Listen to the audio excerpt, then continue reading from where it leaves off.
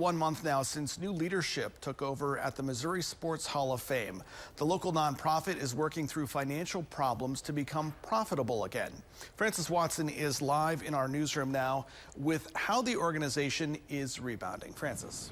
Yeah, Rob, the organization had been struggling to pay charities the money they were owed through the Price Cutter Charity Championship Golf Tournament.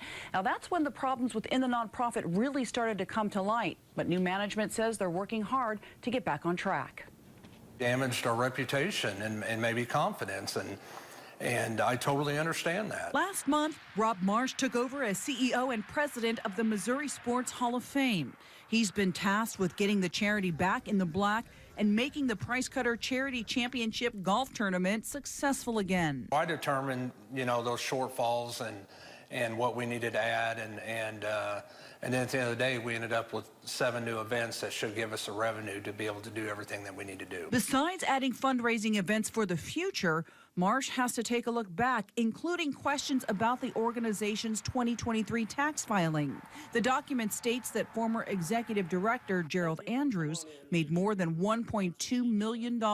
It was a retirement account that he had that the Hall of Fame had nothing to do with in a sense of paying out the distributions. It was a retirement investment. Marsh says the tax form was filled out incorrectly.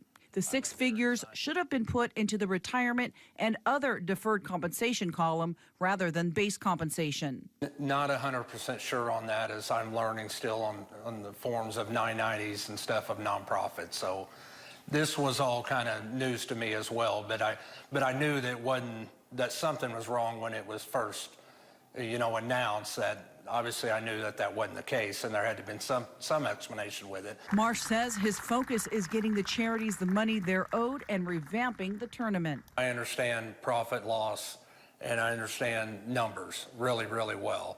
And, although what had happened in the last 2 years, the intentions were great, of a lot of great ideas and all that, but at the end of the day, you got to be able to afford to do it. And we should be able to meet those obligations, and I'm not going to stop until I do. It's absolutely the right thing to do, and it's one of the reasons I took this job. About the Hall of Fame's museum's status, Marsh said it'll be a while until it opens as they're still undergoing renovations. Rob?